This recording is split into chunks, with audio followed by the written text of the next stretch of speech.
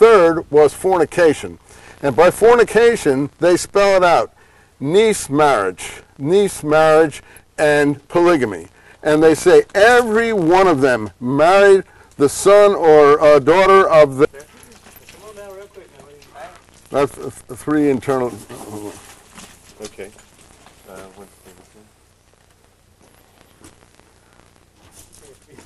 Good. I'm going to copy to him real quick here. Will you look? Okay. So in the Damascus document, we have an actual, there are lots of dating parameters in the Damascus document. I can name about 10 of them. But one of the most singular one is this 3 nets of Belial.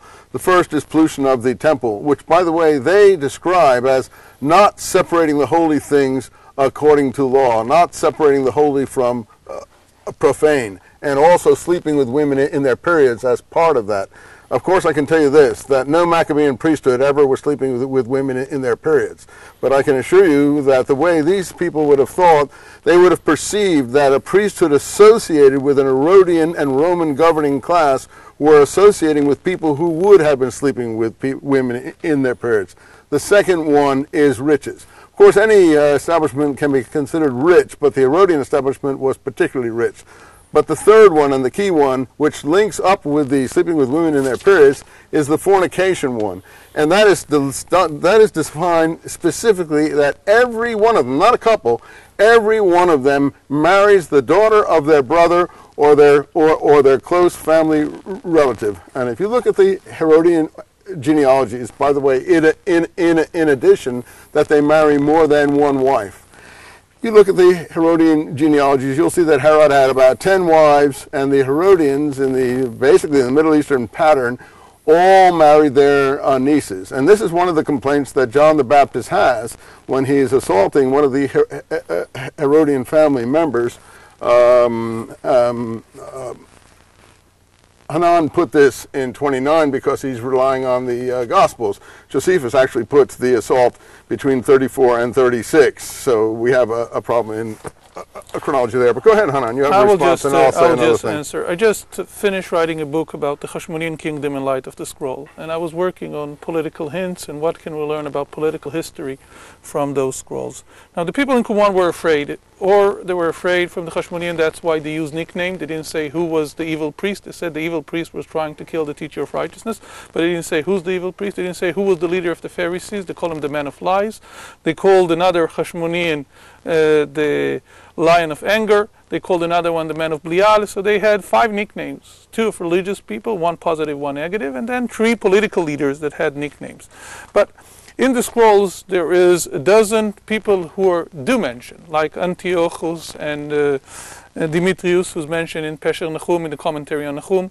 There are others, and all of them are dated to the 2nd century BC and to the 1st century BC. None of them had to do with, the only documents that had is Didos did that was found in Qumran that had the name of one of the high priests in 37-38. Which Hanan kindly showed me. Yes, so that's a document that I was able to identify and to make sense of a high priest that it mentioned. But all the rest, this is the only mention of someone in the 1st century AD. All the rest are mentioned in the 2nd century, and that's why 2nd century and 1st century BC. But that's why I believe that all the historical rumors that are existed here, and what these are rumors, these are positions. Yes, but when they speak about 88, what happened in 88 when the Pharisees invited Demetrius III to come to Judea, and they had fought, and then Alexander Ianios had taken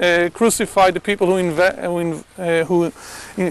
asked Demetrius to come to Judea, invited Demetrius to come to Judea. Well, we have this story in Josephus, and we have it in the Nahum commentary. So we have some things that we can identify. And the point is that all the historical figures that we have, like Choni, like Shimon and Yonatan, the 2 brothers, Judah the Maccabees, who were high priests in one of the lists that was recently published.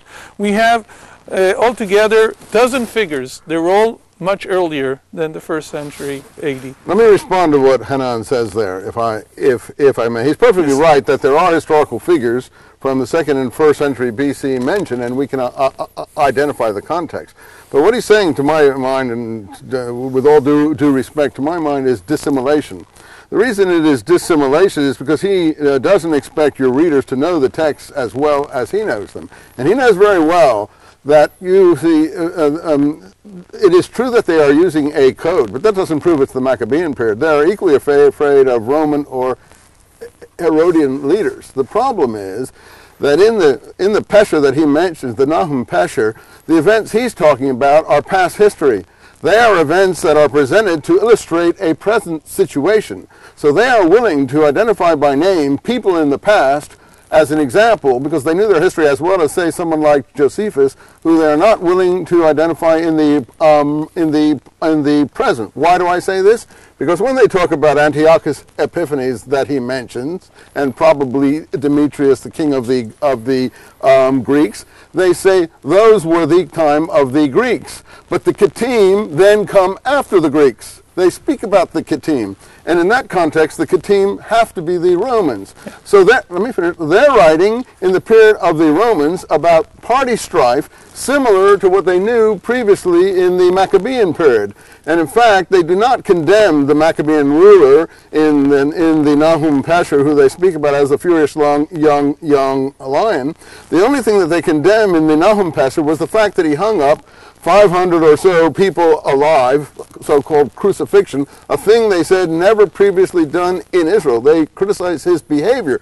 But in fact, they are against the people he's hanging up, who they refer to as the seekers after smooth things, whom we all feel is a reference to the Pharisees. So we are bound into the Roman period. Even in that document, let me just throw 2 more things out quickly, because I know... Can you unzip your jacket a little bit? You're rubbing on the mic a little bit.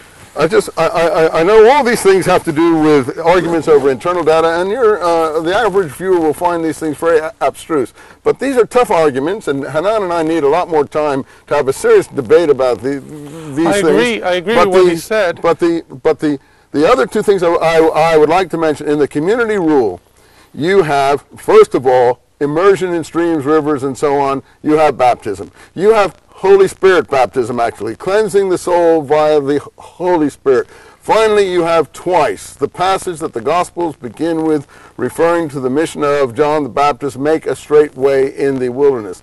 They say this is the time of making a straight way in the wilderness. They define it as their own actions in the wilderness and the separation of holy from profane. The second quote, they say, this is the time of the preparation in the wilderness, a time to be zealous for the law and zealous for the day of vengeance. So we have, in fact, an aggressive group, and to my mind, those are internal